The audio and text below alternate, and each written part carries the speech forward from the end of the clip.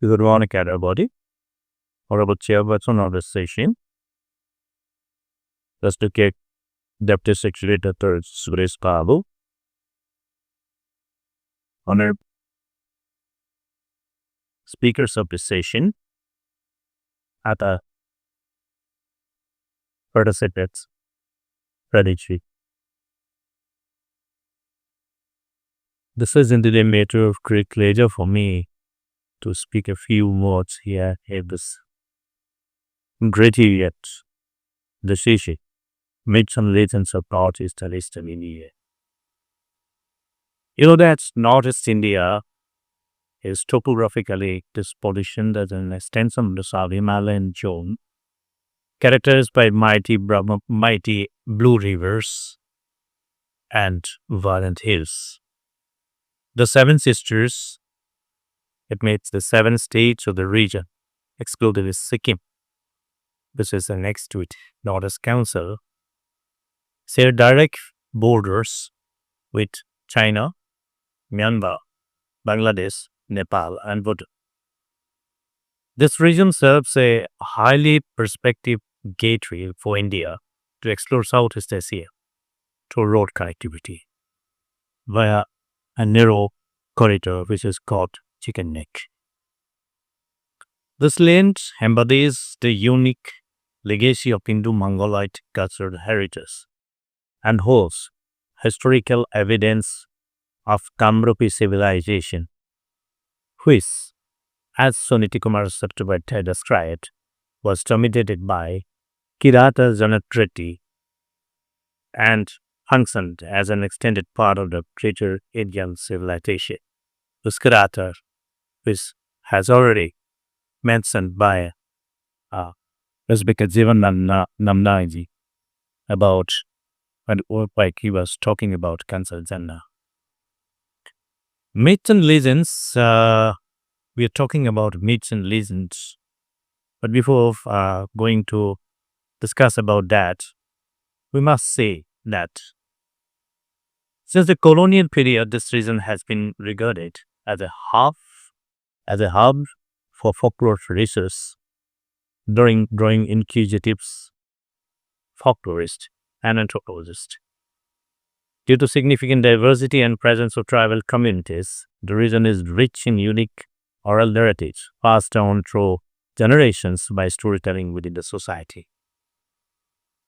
Myths, legends, and tales are traditionally considered as the fundamental forms of folk narratives. However, defining rigid boundaries between these categories is often challenging, as renowned folklorist and anthropologist William Bascom has noted. I quote, "These three basic terms of folklore are loosely used and sometimes have been as hotly disputed as nature of folklore itself."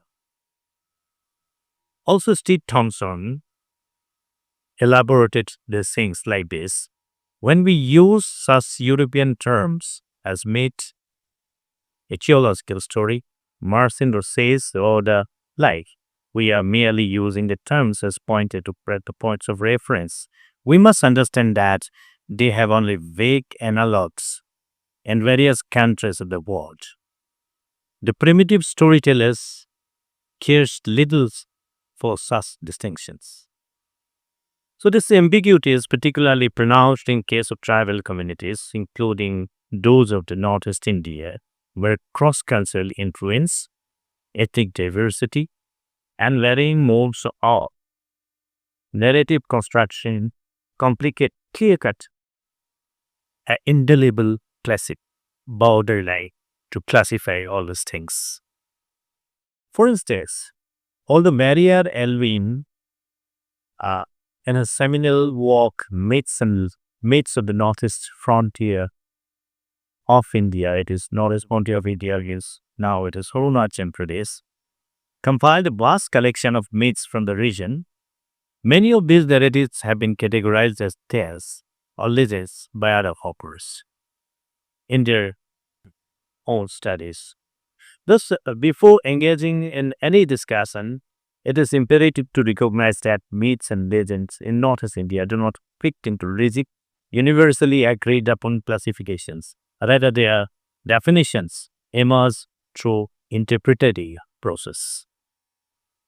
Another notable aspect is that most narratives identify that myths or legends are traditionally found in the prose form. However, this notion is also debated, as several narratives that may be interpreted as myths or legends are composed in verse. Most most of the myths and legends are culture specific and continuously evolving through oral transmission, where each act of telling and retelling incorporates elements of historical and socio-political developments. A distinct belief persists that spirituality plays an instructive role. It is an important role in creation of myths. In dominant discourse, the spiritual forces is often linked to Hindu mythology. However, the myths of Northeast India exhibit unique characteristics that visibly distinguish them from the mainstream narratives.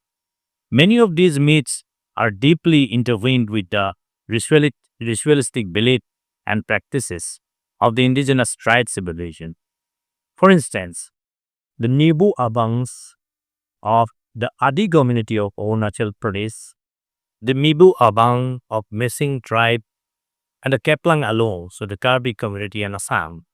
Each poses distinctive features and relics that reflect their respective societal structure and historical legacies. Most narratives of the Northeast exhibit minimal distinction between prose and verse. Many are conveyed in verse or semi-verse form, often presented through semi-dramatic performances. However, societies like Assamese and Manipuri have some distinct prose, verse, semi-dramatic or melodic narrations. There are also causes because of the influence of Hinduism is very much prominent among these two communities. With the adoption of Christianity, many of the tribes began practicing Christian rituals alongside their indigenous ones. However, in states like Meghalaya, Nagaland, Mizoram, Arunachal Pradesh, the storytelling tradition has remained largely unchanged despite religious transformation. Almost all tribes of Northeast historically worshipped nature, venerating natural forces such as water, air, trees, skies, and like others, which can be categorized as animistic beliefs. Consequently, this tribe possesses unique religious heritage, which has which lacks these beliefs uh, as the relics of their ancient tradition. The creation myth along these tribes, two creation myths has already been narrated by Dr. Mimi. The creation myths that of these tribes, their connection to Havari establishes their connection to nature and daily life. One of these such myths among the Boru Kacharis, respected Onil Boru sir might be very much aware about it.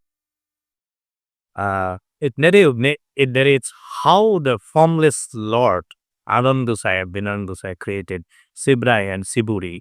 According to the myth, universe was originally submerged in water until divine forces lifted the earth from its depth. A pair of birds was created, which then laid 3 eggs. From the first egg, spirits emerged. From the second, the Mani Sinsin, and the third gave birth to Diva Devi. The couple, Mani Sinsin and Diva Devi, considered as the origin of mankind. Interestingly, the Kirpi people have similar myths related to eggs. According to Kirby Kepler, a bird called Ho Plakpi laid several eggs, which gave birth to various neighboring communities. The larger egg has the Kirby people. The Dimasa share a comparable belief. Their myths describes a time of infinite stillness before the earth came to existence. a pair of bird was created and a female, Arikidima, laid 7 eggs. The first 6 eggs produce 6 gods and deities, which they uh, which they think their old god and deity. And the last one gave birth to the evil forces which create disease. As mentioned earlier, distinguishing myths from legends is often challenging. A prime example is the story of Beula and Lakhinder. This is widely popular among the plain communities of Assam, particularly the western Assam. It is closely tied to the folk goddess Manasa, and the story revolves around Beula's father-in-law, Sandhu Badagar, a devotee of Shiva. The people of Assam still believe that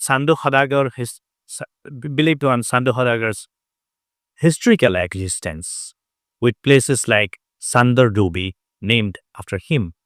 From this perspective, the myth can be considered as a legend also. Interestingly, all folk narratives in Assam are collectively termed as Hadukotha, encompassing myth, legend, and tales.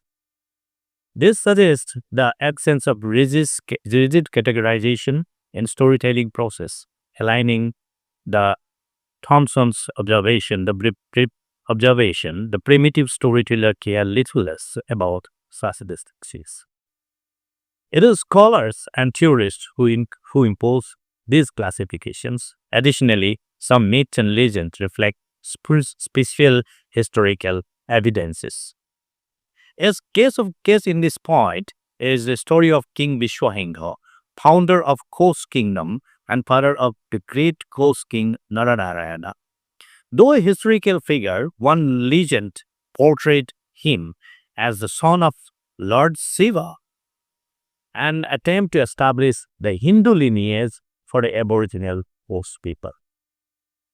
And originally, the Kosh people were, I believe, that they were Kasari descent, and following their kingdom's adoption of Hinduism. Similarly, the Ahoms, originally adhering the Taoist religious beliefs, created narratives linking their ancestry with Lord Indra. The Kasaris, on the other hand, have a tradition that traces their lineage to the demon prince Hirimba and Pandava prince Bhima, reflecting their cultural assimilation with Hinduism. Manipur poses a rich repository of folk narratives. Despite its long history of Hindu influence, it continues to preserve its indigenous cultural legacy through myths and legends. This is evident in the folk epics like Khambat Hoipi and Mahabharata influenced myth such as marriage of Manipuri princess Chitrangala with Arjuna may be a symbolic reflection with merger of original Manipuri tradition with Hinduism. The Khasis, the Zartias, the Garos, and other tribes, despite adopting other religions, Christianity or Hinduism or Buddhism, have retained their original storytelling tradition, which serve as repositories of their social history. The Mizos have similarly maintaining their folk heritage. Meanwhile, many tribes of Arunachal Pradesh still possess untouched myths and legends that remain undocumented. In this context, myths and legends continue to thrive among the various communities of the Northeast, interwoven with distinct historical elements. These are the true narratives of life, passed down through diverse modes and medium, preserving miscellanies of countless untold stories. With this word, I conclude. Yes, thank you.